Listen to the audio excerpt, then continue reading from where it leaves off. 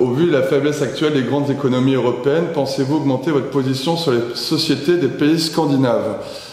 Alors, sur les pays scandinaves, vous connaissez notre process de gestion, c'est low vol, low beta, momentum. Il est vrai qu'aujourd'hui, nous avons très peu de valeurs scandinaves bien classées dans le top 200, notamment dans notre fonds microcap Europe. On en avait beaucoup l'année dernière et en début d'année. Et en ligne avec le process de gestion, c'était des valeurs qui souvent sont plus volatiles, ont un bêta plus fort que le reste, et elles étaient bien classées grâce au momentum. Et souvent, vous savez, les valeurs nordiques, c'est un peu comme nos valeurs Nasdaq pour nous. C'est des valeurs dont les PE étaient très forts. Et en ligne avec le process, dès le 15-20 janvier de cette année, elles sont sorties du top 200. Donc en ligne avec notre process de gestion, on les a vendues. C'est vrai qu'aujourd'hui, elles se sont fait massacrer. Elles sont à moins 40, moins 50, moins 60 pour certaines. Mais nous, pour le moment, on les achète clairement pas. Le jour où elles reviendront dans le top 200, on reviendra sur certaines de ces types de valeurs. Mais clairement, pour le moment, on ne le fait pas. Aujourd'hui, ce qui est intéressant, vous savez qu'on n'est ni croissance ni value, on est plutôt low vol, low beta, momentum. Et ce qui était intéressant, ce qu'on disait dans la vidéo, pour la première fois depuis très très longtemps, parce qu'avant on était biberonné aux banquiers centraux, c'était plutôt des valeurs croissance, très forte croissance qui étaient bien classées dans le top 200. Et bien là, il y a des valeurs de qualité un peu plus cycliques qui redeviennent dans le top 200. Et c'est ça ce qui est intéressant, c'est qu'on voit que tous les gens sont long défensives, un peu short cycliques, et on voit même dans ces derniers jours que, avec toutes les mauvaises nouvelles macroéconomiques que l'on a, les cycliques ne sous-performent plus. Donc j'ai laissé après la parole, parce que je vois qu'il y a une deuxième question, qu'on nous demande quelques titres de valeurs. Donc Hugo va vous donner quelques exemples de valeurs que nous avons entrées récemment en portefeuille fin septembre, et notamment beaucoup plus sur le mois d'octobre, qui nous a permis de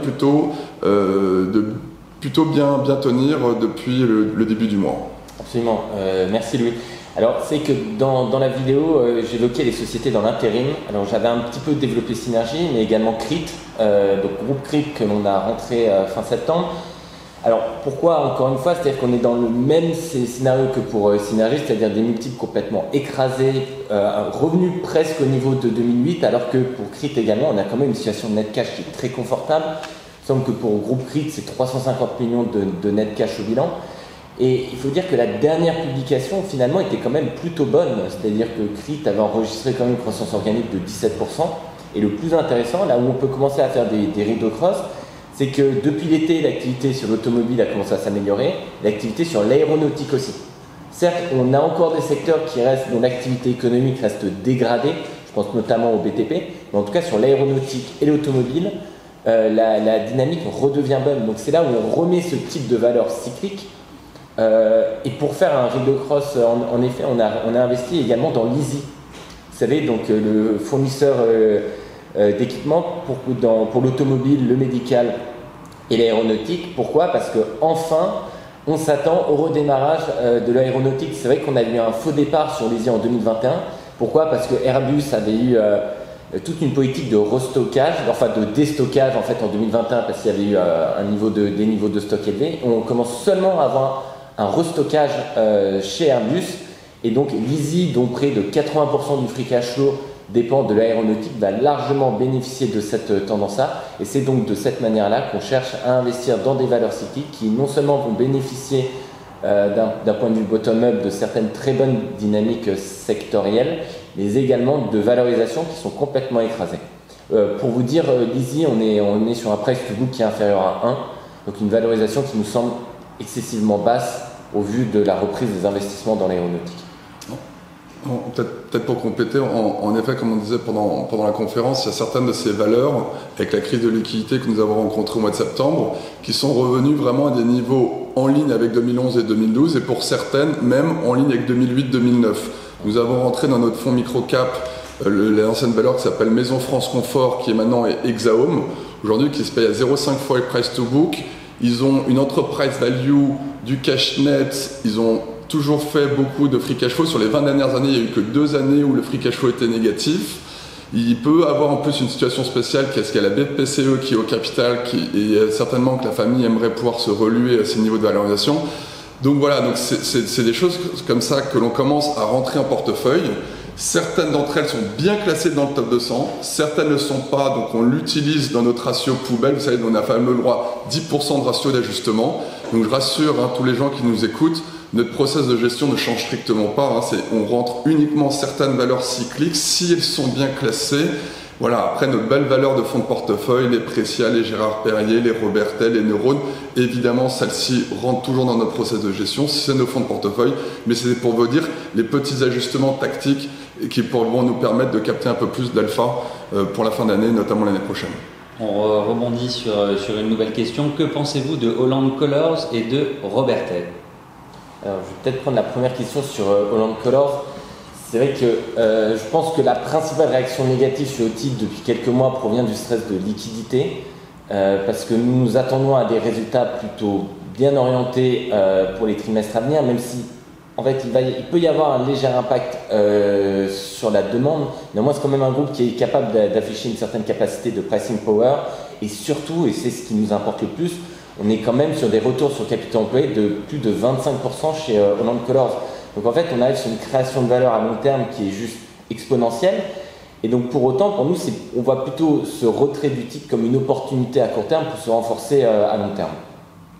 Et concernant Robertet, donc un peu comme je vous disais, Robertet c'est vraiment la société qui nous définit vraiment bien chez Gay-Lussac Gestion, la valeur du temps. Donc c'est la 5e génération, la famille Maubert. Donc même s'ils ont mis maintenant un nouveau patron qui revient de chez L'Oréal, on a vu qu'il y a une partie de la famille qui voulait sortir, donc il y a une OPA sur une partie du capital à 885 €. Aujourd'hui, le cours cote sous les 850, donc ce qui vous donne un peu un floor sur le cours. C'est vraiment une société extrêmement bien gérée, familiale, qui s'inscrit dans le temps, exactement comme nous chez Gay-Lussac Gestion. Donc voilà, ça reste une des premières lignes dans plusieurs de nos fonds. Donc ça bien évidemment, c'est le buy and hold comme on les aime. Une autre question, en quoi les 10 prochaines années pourraient différer des 10 dernières? 10 dernières années, inflation faible, taux faible, travail abondant, commodities pas chères. Ce qui est sûr, c'est que depuis 15 ans, les marchés ont été biberonnés aux banquiers centraux. Il y a des taux réels négatifs ou très très faibles. Peut-être que cette ère est révolue. Et c'est ça la beauté de notre process de gestion, c'est qu'en étant low vol, low beta momentum, on est capable de s'adapter à toutes ces situations de marché. Donc pendant très longtemps, si vous regardez, on n'avait quasiment eu pas de turnover dans nos portefeuilles. Depuis longtemps, il fallait garder ces belles valeurs de croissance qui nous ont permis de faire de très très belles performances, notamment les valeurs à fort PE. Aujourd'hui en portefeuille, on n'a quasiment plus aucune valeur à fort PE parce qu'elles sont sorties du top 200.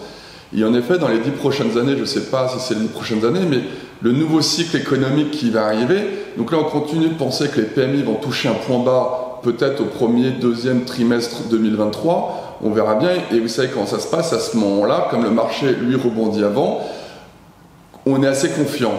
Mais si on compare ce nouveau cycle, 2023-2000, je ne sais pas combien, mais la dernière fois qu'il y avait eu un peu une explosion, des bulles des valorisations trop chères, c'était la bulle un peu 2000-2002, jusqu'au premier trimestre 2003. Et c'est vrai qu'on avait vu entre 2003 et jusqu'au mois de juillet 2007, dans un cycle économique classique, sans banquiers centraux, avec un peu d'inflation, qu'est-ce qui avait très bien marché? Mais c'était notamment les small caps. Donc c'est pour ça que dans ce nouveau cycle économique qui va recommencer vers peut-être le point bas à mi-2023, peut-être c'est très difficile à savoir jusqu'à je ne sais pas quand, c'est pour ça que nous sommes convaincus qu'après 4 ou 5 années de disette, les small caps devraient de nouveau resurperformer. Parce que je vous rappelle, entre les années 2000 et 2020, les small caps ont surperformé 17 années sur 20. Alors que depuis 2018, ce n'est absolument plus le cas.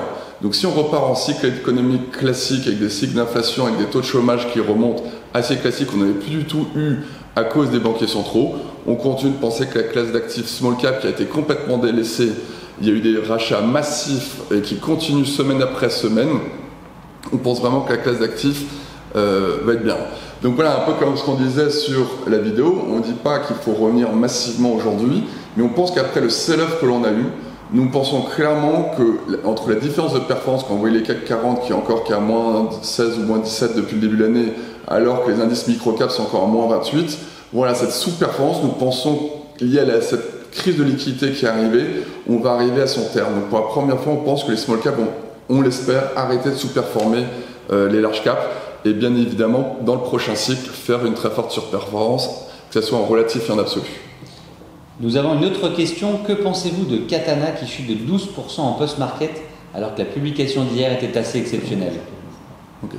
Alors Katana, en effet, c'est vraiment symptomatique La publication était excellente. Ils ont juste dit qu'il y avait quelques bateaux qui ont été décalés parce qu'il y avait des problèmes de matières premières ou de pièces qui manquaient. Ils ont dit que pendant l'été, parce que c'est une publication décalée, ces bateaux avaient été livrés.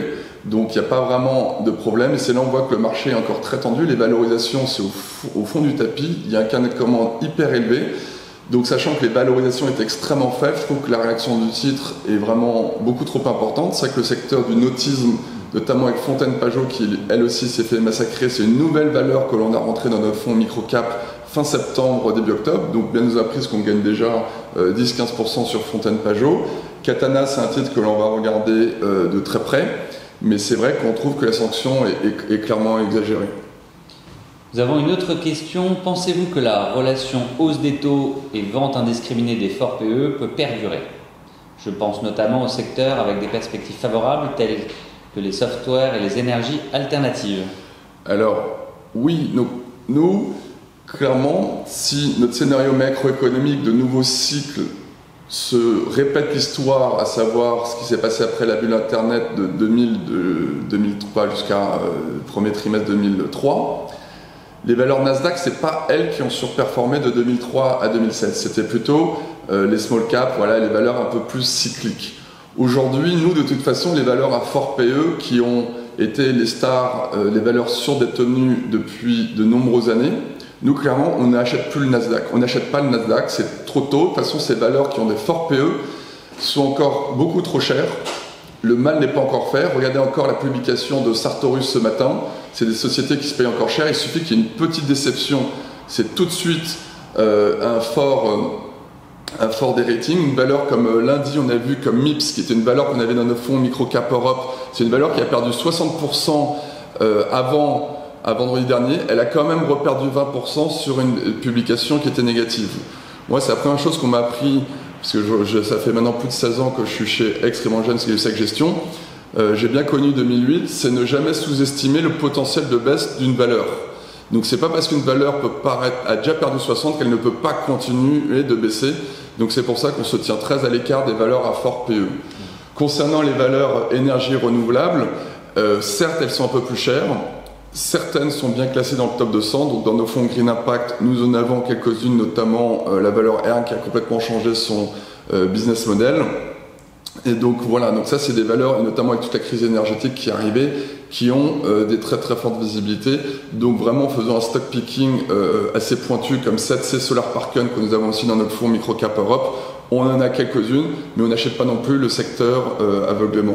Si je peux compléter ce que dit Louis sur les énergies renouvelables, on cherche vraiment à privilégier les acteurs qui ont un bilan sain.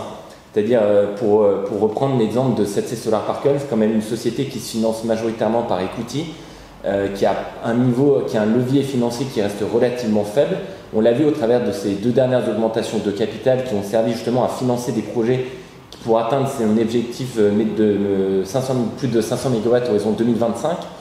Et donc justement, en réduisant cette sensibilité au risque de taux, la société va justement être capable de bénéficier de la hausse des prix de l'électricité, malgré le cap de prix. On est quand même sur des niveaux de prix qui sont historiques, tout en limitant ce risque de dette. Donc c'est vraiment une approche de stock picking et ne pas acheter n'importe quel développeur d'énergie renouvelable qui va être fortement endetté et qui présente pour autant un niveau de risque opérationnel fort. Donc justement, comme le disait Louis, une vraie approche de stock picking sur le secteur.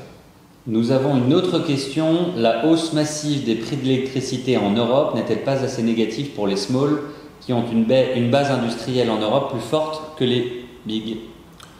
Oui et non, c'est vrai que le problème du prix de l'électricité et du gaz, pour nous, c'est une inconnue. C'est un peu comme la période du Covid. Rappelez-vous, en février-mars 2020, c'était une vraie inconnue. Il y a eu un énorme sell-off massif et le marché a rebondi fortement, notamment aidé par les banquiers centraux. C'est vrai que cette fois-ci, les banquiers centraux sont plus là, mais en revanche, il y a les États qui ont pris le relais. Vous avez vu la prime 30 centimes pour l'essence, le plan de relance massif pour les énergies en Allemagne, etc., etc. C'est vrai qu'aujourd'hui, au niveau européen, on a commencé à vouloir peut-être mutualiser des dettes pour faire des prêts pour pouvoir se parvenir. Aujourd'hui, on a vu aussi que le prix du gaz a nettement rechuté. Donc depuis que c'est la fin de la Bérésina, notamment, ça a beaucoup chuté. Donc oui, il y a certaines sociétés qui aujourd'hui, si elles n'étaient pas hedgées, si elles devaient acheter 100% du prix spot électricité, elles feraient un EBITDA négatif, donc elles vont arrêter de produire.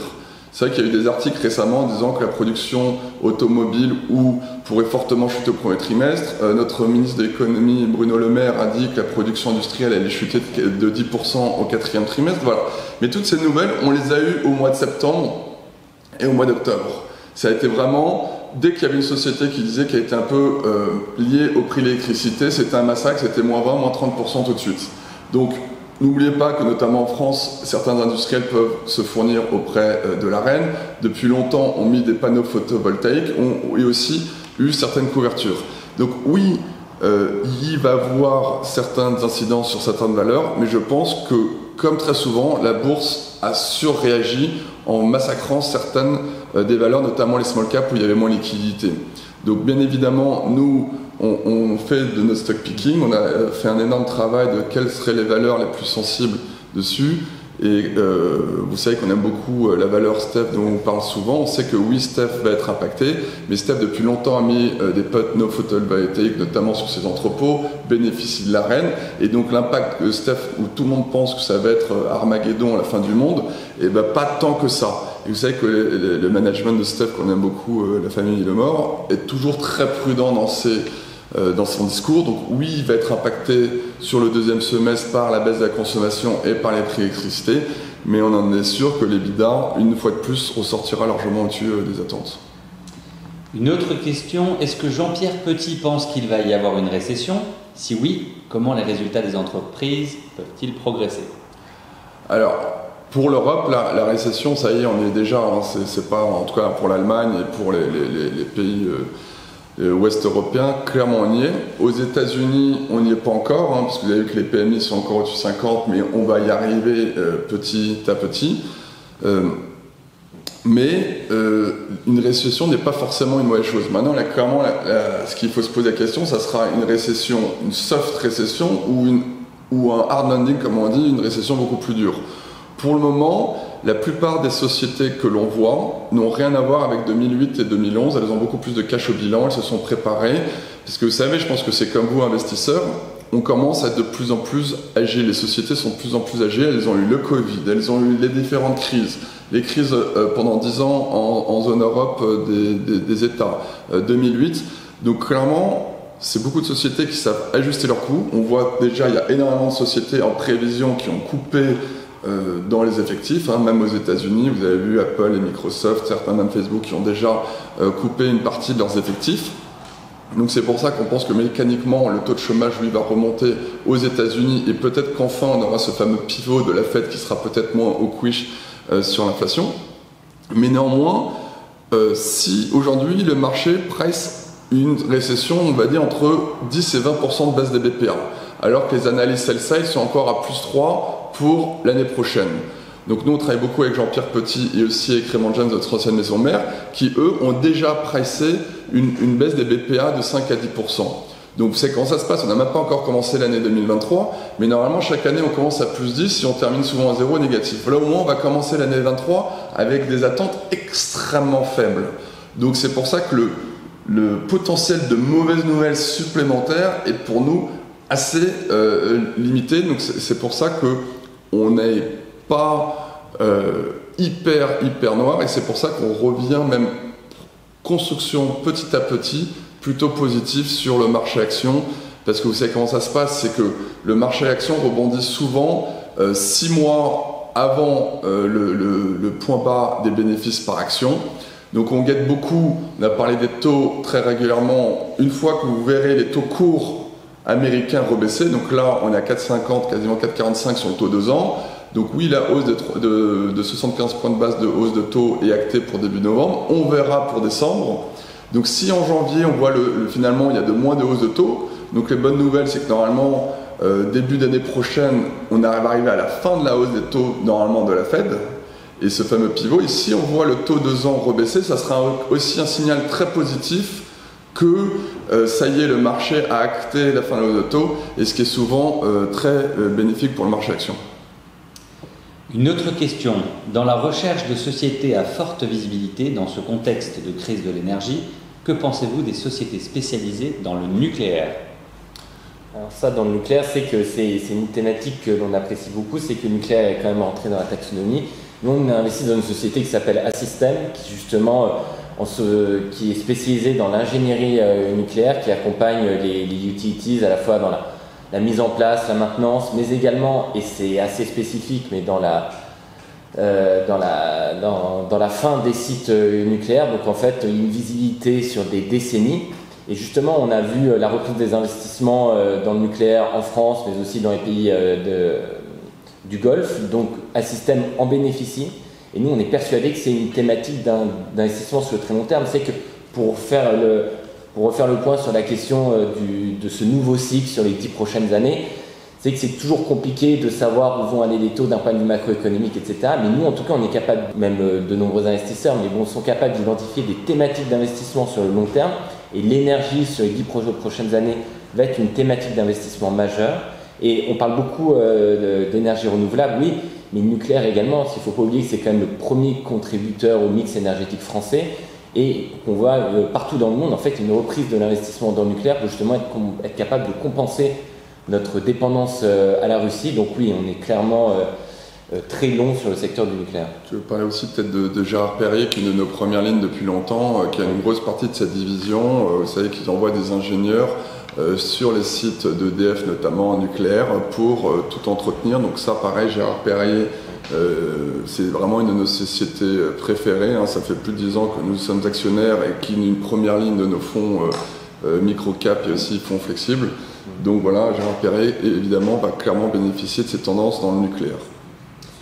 Nous avons une autre question. Avec la correction marquée de certains dossiers micro-cap, estimez-vous que les entreprises avec des actionnaires très majoritaires pourraient profiter de l'opportunité d'un renforcement, voire de lancer des sorties de cote? Oui, clairement, la classe d'actifs micro-cap, small-cap bénéficie d'une surcroît de performance par rapport à large cap, notamment par ces fameux rachats. On en a eu encore en début d'année. C'est vrai que le marché du M&A s'est un peu refermé avec la crise qu'on connaît tous en ce moment. Mais je continue de penser que certains grands groupes de qualité familiaux vont peut-être en profiter pour sortir de bourse. Je vous mentionnais tout à l'heure la famille Vendôme avec Maison France Confort. Il y a eu tout un papier de chez Gilbert Dupont qui vient étayer notre taille dessus, parce qu'il y avait un pacte, vous savez, chez Maison France Confort, il y a 51% du capital est détenu à 51% et même par la famille Vendôme et par la BPCE. Ça fait plus de 8 ans que la BPCE est dessus. C'est une société qui a 70 millions de cash net au bilan, donc pourquoi pas racheter la partie de BPCE ou même faire une passe ou une sortie titre. Voilà, des exemples comme ça, il peut en avoir beaucoup, surtout que les niveaux de valorisation sont au tapis. On peut se poser aussi des questions sur une société familiale de très forte qualité qui est Somfy, dont le cours de bourse vient de se faire massacrer. Donc bien évidemment, il y a beaucoup de sociétés, c'est un peu inhérent à la classe d'actifs microcap. Et c'est vrai que ce soit en France ou en Italie même, parce qu'il y a une société que Thibaut Arthur, qui est un analyste chez nous, apprécie beaucoup, qui est San Lorenzo, donc le constructeur de yachts. Et toutes les semaines, nous en interne, on monitore justement les rachats de titres de la part des managements et des membres du board. Et en l'occurrence, son PDG et fondateur rachètent des actions pratiquement toutes les semaines. C'est clairement des signaux très optimistes et encourageants sur la plupart de nos sociétés, en l'occurrence notamment sur ces sociétés encore détenues par leurs fondateurs ou les familles fondatrices. Nous avons encore une nouvelle question. Même si le process est low vol, low bêta, y a-t-il des pays plus attractifs que d'autres? Quid de la France sur les small versus le reste de l'Europe? Donc, en effet, donc dans notre fonds Microcap Europe qui couvre toute l'Europe, le fonds, ou même dans Microcap France, on est un peu dressé, les pays qui ressortent les mieux dans nos classements sont souvent les pays du Benelux, de la France et d'Italie. L'Allemagne et les Nordiques sont des valeurs qui sont beaucoup plus volatiles et qui ont des bêtas beaucoup plus forts. Vous avez bien vu que le DAX, qui est lui beaucoup plus cyclique à fort bêta, sous-performe très fortement dans les périodes de crise et surperforme très fortement. Les valeurs nordiques, elles, sont un peu considérées comme le Nasdaq, donc elles aussi ont un volume un bêta beaucoup plus fort. C'est pour ça que l'Allemagne et les pays nordiques sont aujourd'hui largement sous-représentés dans nos fonds. Même si on a quelques valeurs stock picking comme 7C Solar Parken, qui est une des premières lignes du fonds Microcap Europe, qui est une valeur allemande, mais c'est de par la régularité de son business model qui fait qu'elle soit très peu volatile. Donc c'est vrai que les pays ont été un peu modifiés depuis le début de l'année. Les pays du Sud comme le Portugal, la Grèce et certains autres pays un peu périphériques comme la Pologne dans lesquels nous sommes investis, avec les taux qui se sont retendus, c'est vrai que la Grèce, il y a des niveaux de variation très faibles. La Grèce est devenue un peu plus risquée dans nos analyses de risque à cause, depuis que la BCE n'achète plus. Mais ça reste des pays où les niveaux de variation de certaines sociétés sont très faibles, donc on continue de privilégier, bien évidemment en ligne avec le process de gestion. Mais voilà, c'est pas parce qu'on aime que la France et l'Italie que c'est surpondéré, c'est plus en ligne avec le process de gestion. Ce sont plus ces valeurs-là qui sont plus représentées dans le top 200.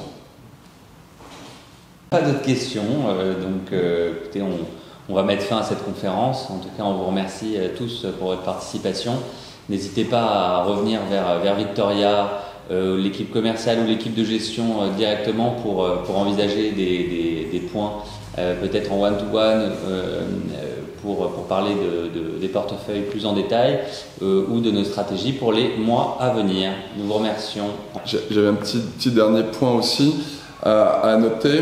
Vous savez tous que pour étayer aussi notre partie sur les small caps, notre fonds microcap pour la 3e fois ou 4e fois de son existence va rouvrir. C'est vrai que la dernière fois, on l'avait eu en décembre 2018 qui avait marqué un point bas. On l'a eu également en mars 2020. On l'a eu aussi en début d'année qui n'avait pas marqué un point bas pour une fois. Donc est-ce que la rouverture du fonds le 28 octobre, donc c'est quasiment dans 10 jours, dans 9 jours même maintenant, marquera le point bas des microcaps, en tout cas on l'espère.